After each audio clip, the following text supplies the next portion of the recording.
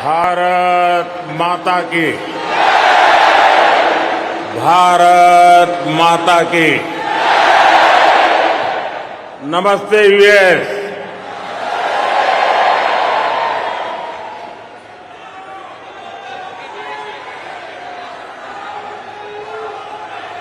अब अपना नमस्ते भी मल्टीनेशनल हो गया है।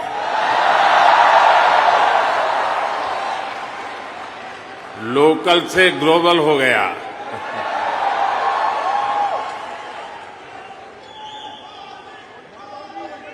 और ये सब आपने किया है।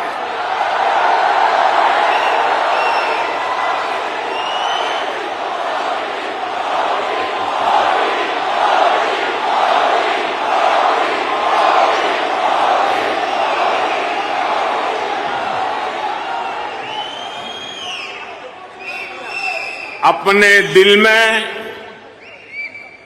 भारत को बसाकर रखने वाले हर भारतीय ने ये किया है। साथियों, यहां आप इतनी दूर दूर से आए हैं। कुछ पुराने चेहरे हैं, कुछ नए चेहरे हैं। आपका यह प्यार, ये मेरा बहुत बड़ा सौभाग्य है।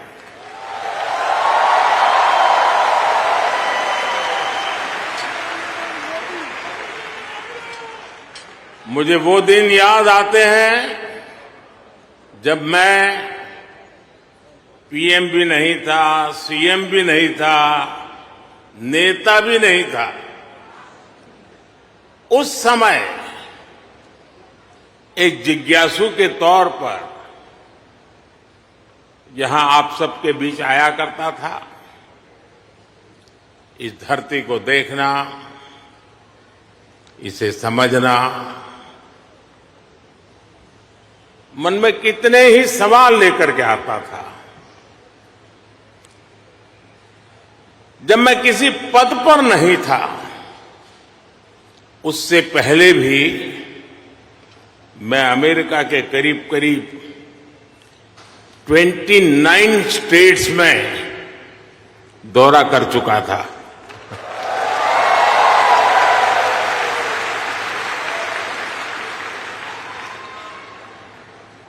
उसके बाद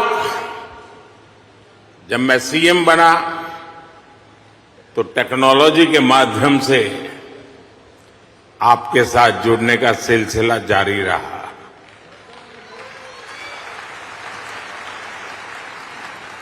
पीएम रहते हुए मैंने आपसे अपार स्नेह पाया है, अपनत्व पाया है। 2014 में मेडिसन स्क्वायर,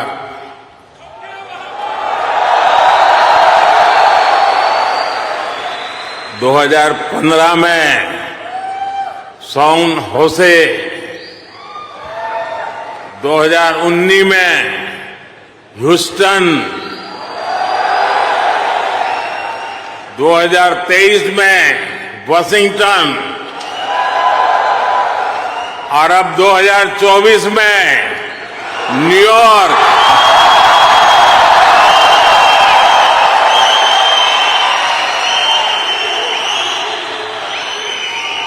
और आप लोग हर बार पिछला रिकॉर्ड तोड़ देते हैं।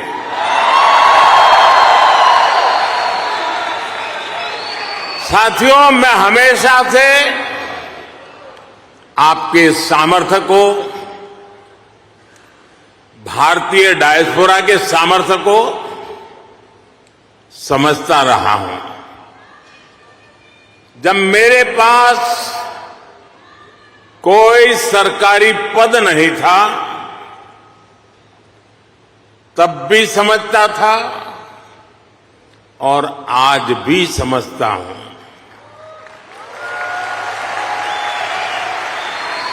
आप सब मेरे लिए हमेशा से भारत के सबसे मजबूत ब्रांड एम्बेसडर रहे हैं।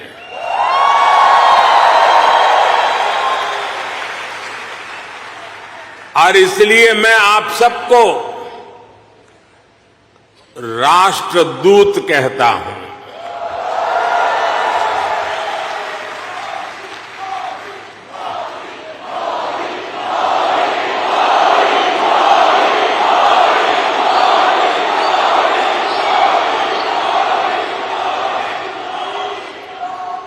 आपने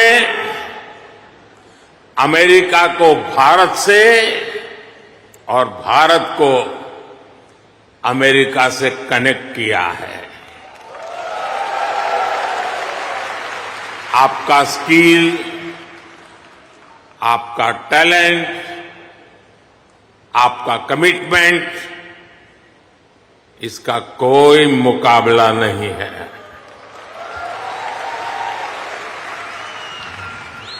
आप 7 समंदर पार भले आए गए हैं, लेकिन कोई समंदर इतना गहरा नहीं जो दिल की गहराइयों में बसे हिंदुस्तान को आपसे दूर कर सके।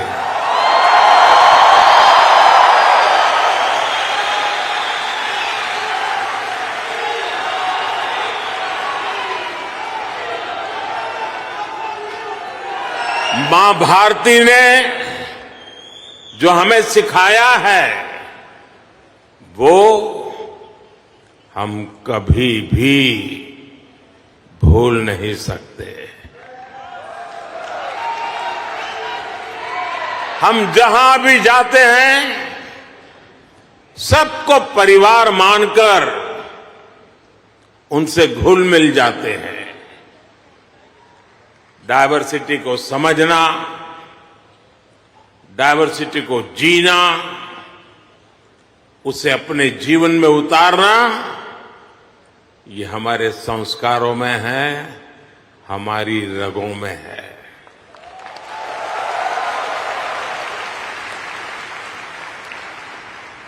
हम उस देश के वासी हैं जहां सैकड़ों भाषाएं हैं, सैकड़ों बोलियां हैं, दुनिया के सारे मत है, पंथ है, फिर भी हम एक बनकर, नेक बनकर आगे बढ़ रहे हैं।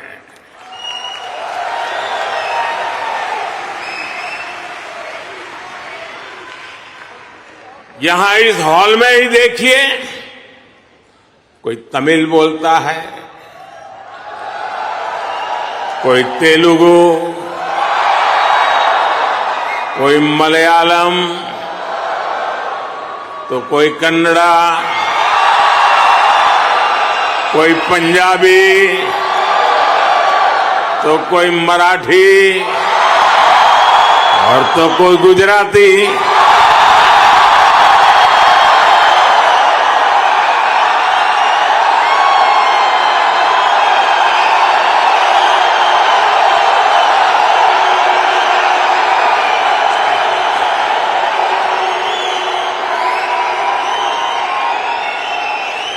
भाषा अनेक है, लेकिन भाव एक है, और वो भाव है भारत माता की। वो भाव है भारतीयता। दुनिया के साथ जुड़ने के लिए ये हमारी सबसे बड़ी स्ट्रेंथ है, सबसे बड़ी ताकत है। यही वैल्यूज हमें सहज रूप से ही विश्व बंधु बनाती है।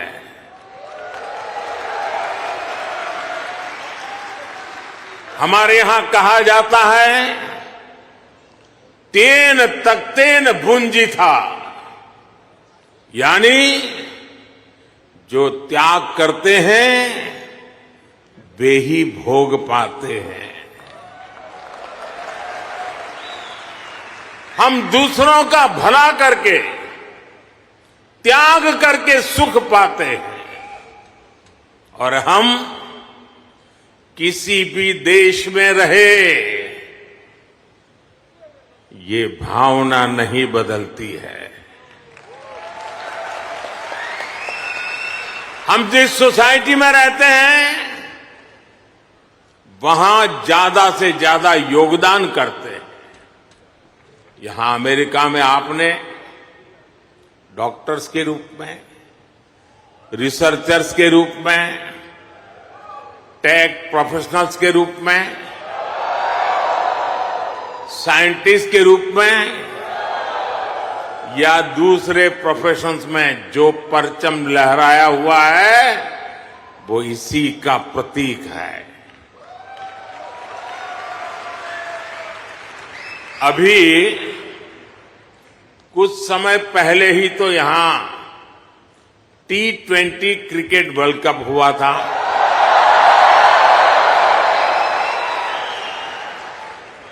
और यूएसए की टीम क्या गजब खेली और उस टीम में यहां रह रहे भारतीयों का जो योगदान था वो भी दुनिया ने देखा है।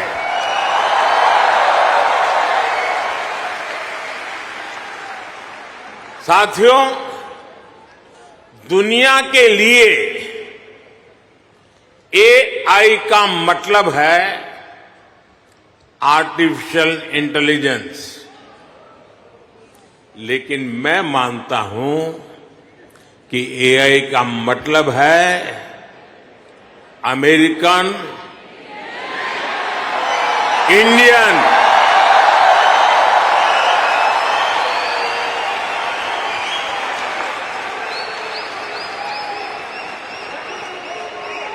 अमेरिका इंडिया, ये स्पिरिट है और वही तो नई दुनिया का एआई पावर है।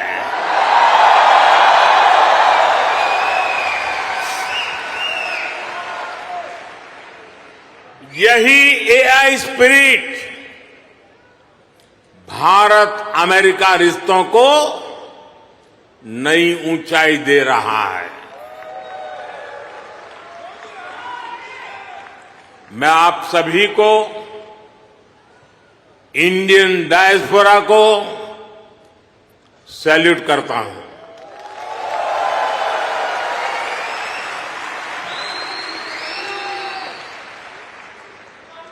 I salute you all.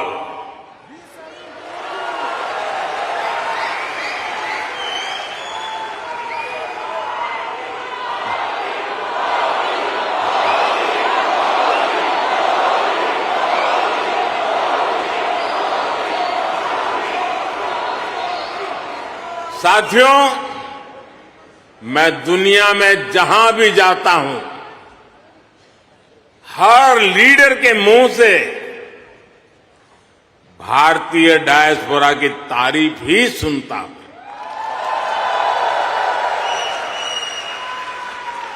कल ही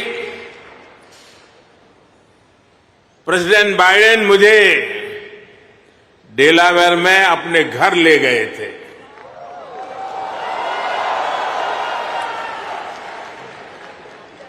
उनकी आत्मीयता,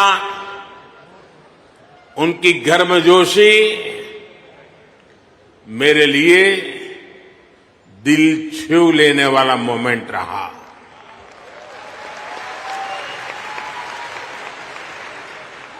ये सम्मान 140 करोड़ भारतीयों का है।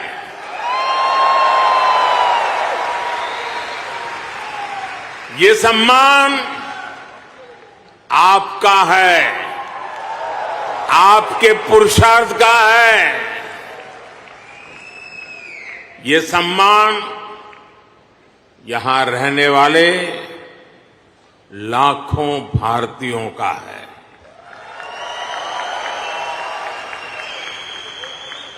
मैं प्रेसिडेंट बाइडेन का आभार करूंगा और साथ ही आपका भी आभार व्यक्त करूंगा। साथियों, 2024 का ये साल पूरी दुनिया के लिए बहुत अहम है।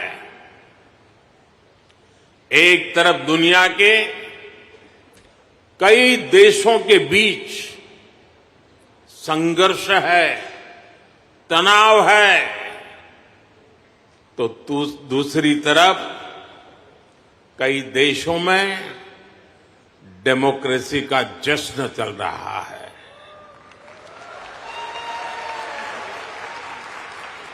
भारत और अमेरिका डेमोक्रेसी के जश्न में भी एक साथ है। जहां अमेरिका में चुनाव होने वाले हैं और भारत में चुनाव हो चुके हैं,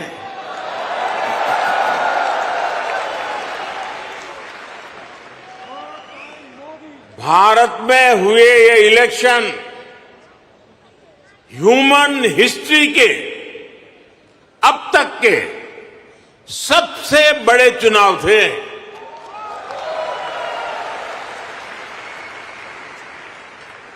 आप कल्पना कर सकते हैं, अमेरिका की कुल आबादी से भी करीब 2 गुने वोटर्स, इतना ही नहीं, पूरे यूरोप की कुल आबादी से ज्यादा वोटर्स, इतने सारे लोगों ने भारत में अपना वोट डाले।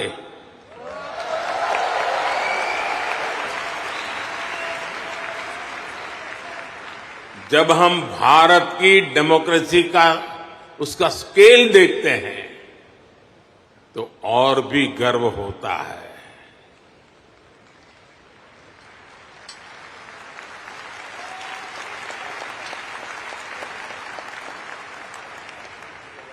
तीन महीने का पोलिंग प्रोसेस, 15 मिलियन यानी 1.5 करोड़ लोगों का पोलिंग स्टाफ, 1 मिलियन यानी 10 लाख से ज्यादा पोलिंग स्टेशन, 2,500 से ज्यादा पॉलिटिकल पार्टीज,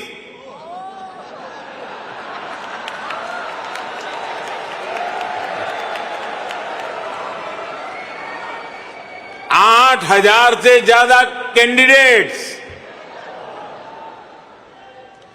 अलग अलग भाषाओं के हजारों न्यूज़पेपर्स, सैकड़ों रेडियो स्टेशन, सैकड़ों टीवी न्यूज चैनल, करोड़ों सोशल मीडिया अकाउंट्स, लाखों सोशल मीडिया चैनल्स, ये सब भारत की डेमोक्रेसी को वाइब्रेंट बनाते हैं।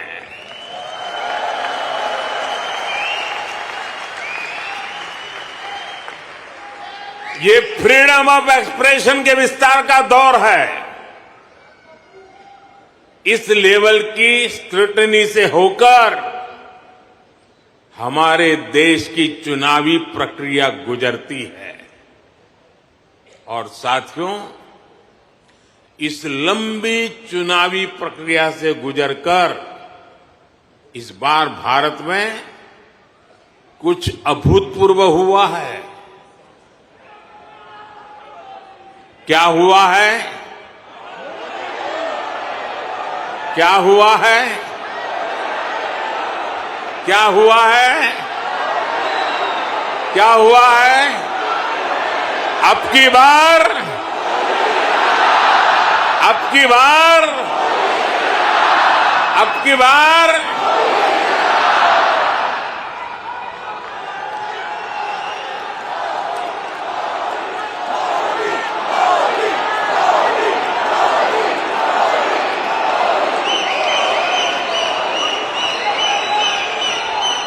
साथियों, तीसरी बार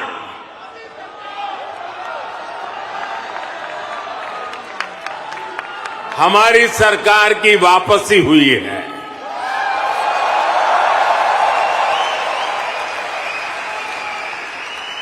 और ऐसा पिछले 60 सालों में भारत में नहीं हुआ था।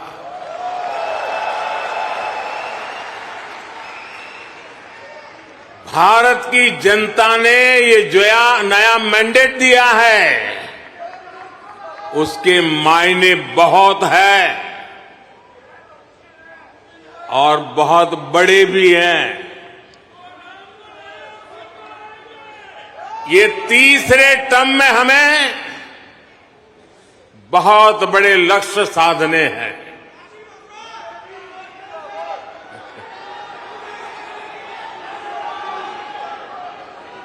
हमें 3 गुना ताकत और 3 गुना गति के साथ आगे बढ़ना है।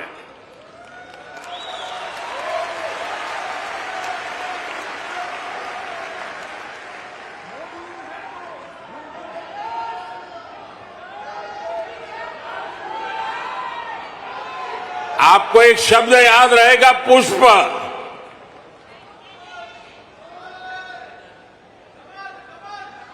हां, कमल मान लीजिए, मुझे इतराज नहीं है।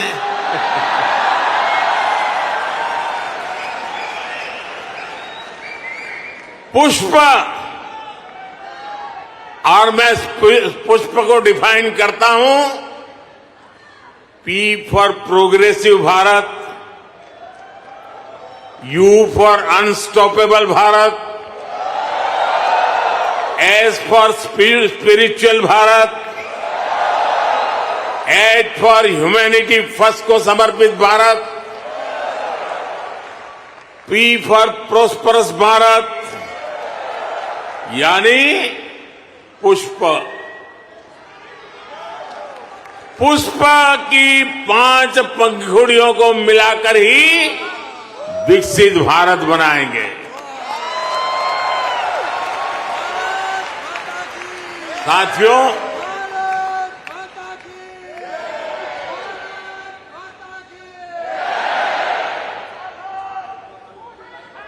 मैं भारत का पहला प्रधानमंत्री हूं जिसका जन्म आजादी के बाद हुआ।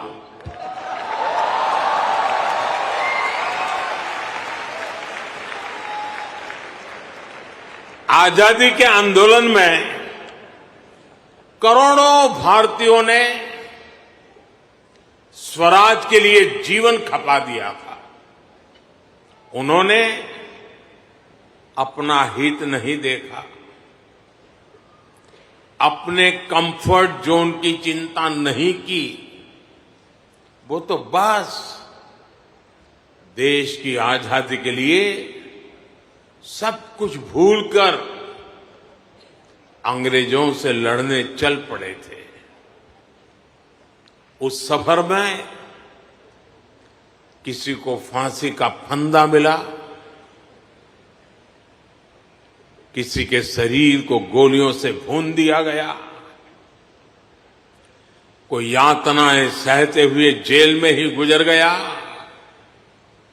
कईयों की जवानी जिंदगी जेल में खप गई। साथियों, हम देश के लिए मर नहीं पाए, लेकिन हम देश के लिए जरूर जी सकते हैं।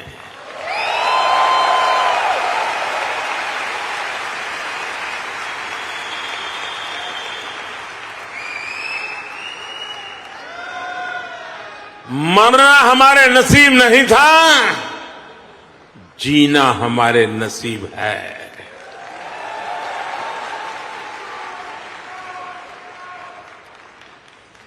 पहले दिन से मेरा मन और मेरा मिशन एकदम क्लियर रहा है। मैं स्वराज के लिए जीवन नहीं दे पाया, लेकिन मैंने तय किया सुराज और समृद्ध भारत के लिए जीवन समर्पित करूंगा।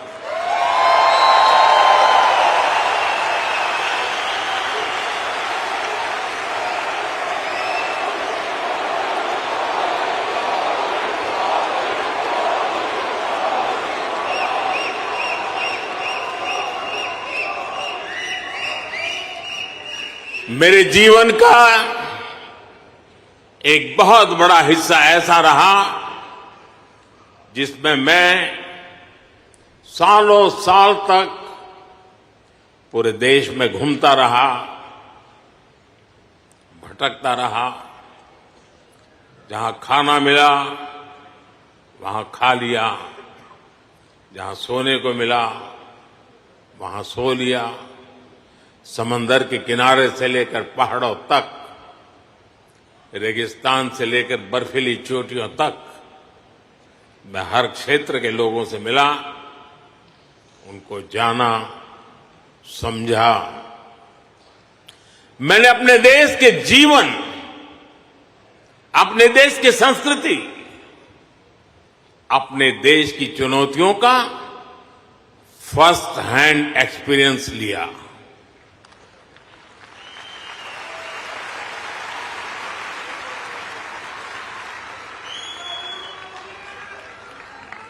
वो भी एक वक्त था जब मैंने अपनी दिशा कुछ और तय की थी, लेकिन नियति ने मुझे राजनीति में पहुंचा दिया।